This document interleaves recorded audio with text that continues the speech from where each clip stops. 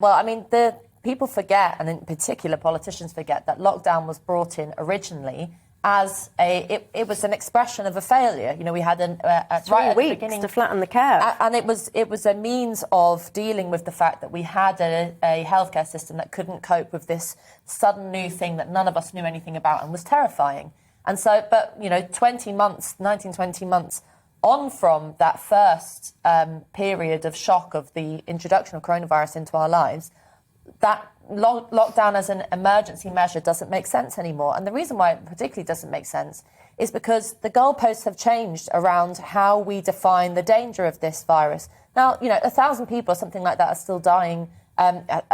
There's huge numbers of people still dying. It's not, we're not kind of like over the hill and far away into the sunny uplands. There's still a situation to be dealt with. But we now have quite large numbers of vaccinations. We have a booster system in place, which, you know, it was sluggish to begin with, is now picking up pace.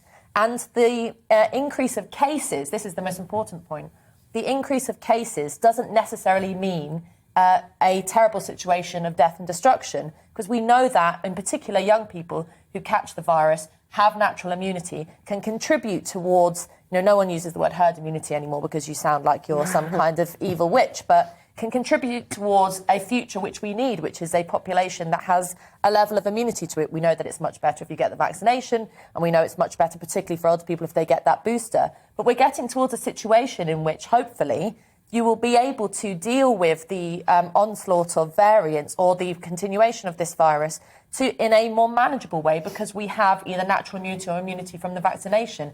Why the government and commentators are focusing on the negatives, threatening coercion, going down the Austria route or something like that, rather than celebrating the positives of the vaccination, of the human miracle of medicine, is beyond me.